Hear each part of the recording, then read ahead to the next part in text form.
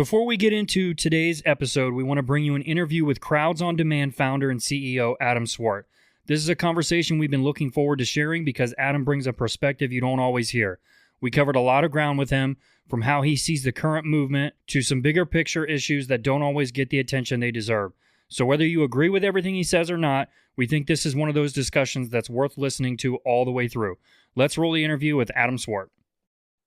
All right, so joining us now is Adam Swart, the founder and CEO of Crowds on Demand, the original paid protest and advocacy firm. For more than a decade, Adam has worked across the political spectrum, organizing demonstrations, advocacy efforts, and media-driven campaigns, giving him a rare inside look at how modern protests are funded, staged, and amplified for maximum political impact. Adam's a strong advocate for free speech and lawful civic engagement, and today he's here with us to break down how elite networks and money are reshaping protest culture and why the public should be paying closer attention. Adam, thanks for joining us. Hey, you got it. Thanks for having me on your podcast. Yeah, absolutely. So my first question really is where the inspiration came for starting the business and how the whole process works, like from start to finish. How does somebody reach out to you and get it set up? Inspiration came from working a lot of political campaigns, mostly on the Democratic side, though I'm an independent now. One of the challenges was always getting turnout, like I'm 34 years old when I started in politics, 18 years old, early 2010s, whatever. Like this was a different time. The people running the campaigns at the time, they were college students in the 60s. You could get 5,000 students on the quad just with some flyers. So just a very different era, So when we got to doing all that, I was like, okay, if we can get turnout and number one, guarantee it, and number two, have really good, enthusiastic, high quality people, you could really deliver a lot for for a customer. So we do PR stunts, we do politics, we do kind of corporate disputes, like everything in between. What are the kind of like PR stunts? So a PR stunt is like, let's just say you're a company and you're trying to get the word out about something, like put together a really big event to raise awareness, a product launch. Maybe you want to protest your competition at a major conference. Like that's an example of a PR stunt. So it's not necessarily like you're antagonistic towards anyone. It's much more like you're just trying to get the word out. I gotcha. And how do you find the people to go and protest? Is it simply online? Well, we have a large network of people across the country, and we're constantly recruiting. Okay. So I want to get to some of the talking points. So you said you pushed to speak out now because of how the protest landscape has shifted away from moral conviction and towards money, messaging, and manipulation. Yeah. You described a massive surge in paid activism requests last year tied to major political flashpoints, and you've warned that most people don't understand how those systems actually work and how they're engineered for media impact. So after 13 years, why are you deciding now that this is the moment to pull the curtain back and explain what's going on behind the scenes? Well, I've spoken to the media at various points in my career. So this isn't the first time, but I think of that right now. And then I've taken a kind of a break because, as you know, the media is very biased. It's very, it doesn't do a very good job. They have a predetermined outcome of a lot of their stories. So as a result, a lot of times you don't necessarily want to participate in the media. However, one reason that I am speaking out now is for a couple of reasons. Number one, there's a lot of misinformation about our business, about Crowds on Demand. A lot of people falsely link what we do to illegal rioting, property destruction, vandalism, violence. We don't have any part of that. We are a law-abiding firm. We do things the right way. We do things respectfully, right? So number one is it's incumbent upon me as the founder to address misinformation, and the misinformation online is to a degree that it kind of almost compels me to respond to. So that's number one. Number two, I think there's a very good faith discussion in most cases, but sometimes bad faith in regards to the ethics of what we do. So it's important for me to kind of be out there as a defender of my company and make sure that people understand that what we're doing is above board. We're just paying people who otherwise agree with the subject to go out there and support. We're respectful, et cetera, et cetera. So I think there's an ethical point. And then also just to kind of convey who I am and put a face, because sometimes people sort of see this as a soulless, faceless business. And sometimes by not going out in the news, you allow your people to have that speculation. So me being here and on other podcasts and media outlets as well allows that to us to hopefully rebut that. I was curious, are there any issues that you wouldn't send protesters to? Are there topics that Oh, lots are of too them. sensitive? There Well, are? Okay. I think that so there's a few categories, guys. So one category is simply like we would obviously, as I said a few times, is we wouldn't do anything that's illegal.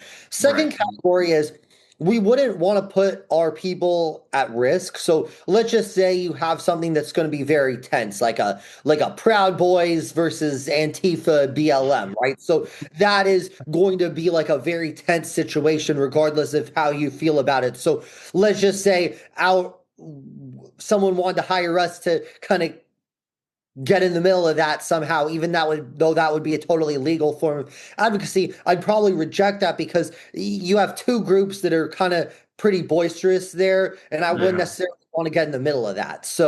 Right.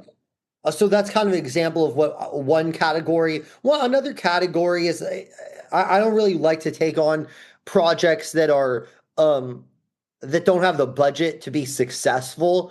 So if you want to pass a bill through Congress, right, and your budget is like $20,000, like you're probably not going to really be able to do that. But on Right. the other hand, if it's a local issue and you want to make a case to city council, you probably could. So part of it is just understanding where the budget meets the expectations. Another category that we wouldn't say yes to is anything that involves like a hate group. And obviously, I understand that what one person's hate group is another person's advocacy organization, but it's my company, so it's for me to determine what I Mhm. think is hateful. Obviously, that doesn't have to be everyone else's determination, but I don't want to be kind of engaging in that. Right. Okay. Okay. So walk us through how the staging, the synchronized hashtags, and the confrontation. How is it planned so that it goes viral and blows up? Well, yeah, and not all of our work is engineered to go viral. Virality is based on what the client wants, right? Right. So sometimes you want a movement to go viral, sometimes you just want to resolve an issue, right? So that Mhm. really depends. Um, so yeah, so that depends, but certain things that go viral is one. It's a little easier to go viral now than it used to be because you have right-wing media and left-wing media, so you don't have to. It's not all just mainstream media. When I started this business, you basically had mainstream slash liberal media, and then you had maybe a little bit of conservative media, Fox or whatever. But now you have so many content creators that are constantly looking for content that if you're looking to get something to go viral, you have a easier time doing it on the one hand, but it's a double-edged sword because on the other hand, it depends on viral with who, right? Right. Because Right. part of it is your goal to just have one side see it, or is their goal for everyone to see it? Because there's a lot of things that might go viral on the left, and then I'll know somebody on the right who will say, oh, I never saw it, or vice versa. Right.